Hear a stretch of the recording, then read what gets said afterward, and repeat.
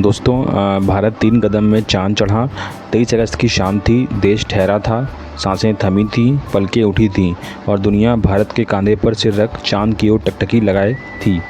धरती पर शाम हो रही थी, चांद पर सूरज उग रहा था। समय 6:04। भारत का चंद्रयान चांद के दक्षिणी ध्रुव पर उतर रहा था। इसके साथ ही चांद के सबसे मुश्किल इलाके में लैंड करने वाला भारत दुनिया का पहला देश बन गया। 2008 में चंद्रयान 1 ने चांद पर पानी खोजा। 2019 में चंद्रयान 2 चांद के करीब पहुंचा लेकिन लैंड नहीं कर पाया। 2023 में चंद्रयान 3 चांद पर लैंड कर गया। चंद्रयान 3 ने बुधवार शाम 5:44 पर लैंडिंग प्रोसेस शुरू की। इसके बाद अगले 20 मिनट में चंद्रमा की अंतिम कक्षा से 25 किलोमीटर का सफ़र पूरा कर लिया। शाम 6:04 पर चंद्रयान 3 के लैंडर ने चांद पर पहला कदम रखा। इसरो के डायरेक्टर एस सोमनाथ ने कहा, अगले 14 दिन हमारे लिए बहुत महत्वपूर्ण हैं। प्रज्ञान रोवर को बाहर आने में 1 दिन का समय भी लग सकता है। प्रज्ञान हमें चांद के वातावरण के बारे में जानकारी देगा।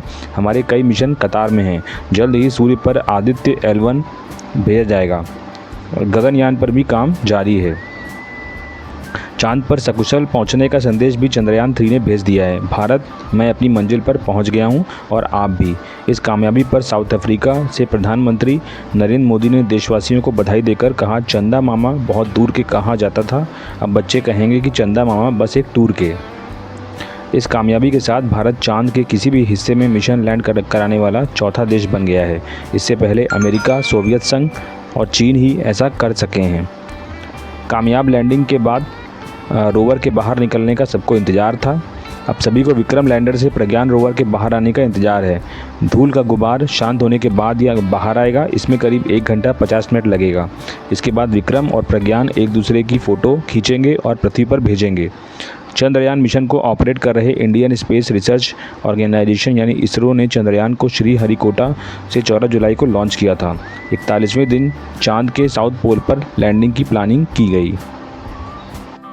दोस्तों, आपसे एक छोटी सी रिक्वेस्ट है, अगर आपको मेरा ये वीडियो अच्छा लग रहा हो तो आप इस वीडियो को लाइक करिए, मेरे चैनल को सब्सक्राइब करिए, क्योंकि इससे हम लोग को बहुत मोटिवेशन मिलता है। दोस्तों, अब बात कर लेते हैं चंद्रयान 3 के लैंडर की सॉफ्ट लैंडिंग 4 फेज़ में हुई। तब लैंडर से चंद्रमा 30 किलोमीटर दूर था। पहले हॉरिजॉन्टल और फिर वर्टिकल लैंडिंग प्रोसेस शुरू हुई। 5:27 पर इसका लाइव टेलीकास्ट शुरू हुआ। इसके बाद 5:44 पर इसे एटीट्यूड होल्डिंग फेज में हॉरिजॉन्टल पोजीशन से थोड़ा वर्टिकल मोड़ा गया। इसी समय को 20 मिनट ऑफ टेरर यानी खौफ के 20 मिनट कहा गया। सबसे पहले रफ ब्रेकिंग फेज था। इस फेज के दौरान चंद्रमा से 30 किलोमीटर दूर पर लैंडर की रफ्तार 6000 किलोमीटर प्रति घंटा से कम की गई ताकि उसकी सॉफ्ट लैंडिंग कराई जा सके। इसके बाद दूसरा एल्टीट्यूड होल्डिंग फेज था। लैंडर का हॉरिजॉन्टल पोजीशन में चंद्रमा से 30 किलोमीटर दूरी से 7.43 किलोमीटर दूरी तक लाया गया। फिर इसे हॉरिजॉन्टल पोजीशन से थोड़ा वर्टिकल मोड़ा गया। इसके बाद फाइन ब्रेकिंग फेज था। इस फेज तक लैंडर 28.52 किलोमीटर का सफ़र तय कर चुका था। अब चंद्रमा से करीब 1000 से 800 मीटर दूर से वर्टिकल पोजीशन पर लाया गया। चंद्रयान 2 ने इसी एटीट्यूड, होल्ड और फाइन ब्रेकिंग फेज के बीच अपना कंट्रोल खो दिया था और क्रैश हो गया था।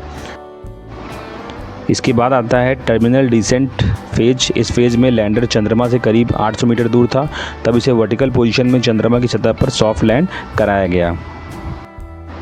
प्रधानमंत्री नरेंद्र मोदी ने वीडियो कॉन्फ्रेंसिंग से जुड़कर वैज्ञानिकों को बधाई दी। उन्होंने कहा, यह क्षण भारत की सामर्थ्य का है। यह क्षण भारत में नई ऊर्जा, नए विश्वास, नई चेतना का है। अमृत काल में अमृत वर्षा हुई है। हमने धरती पर संकल्प लिया और चांद पर उसे साकार किया।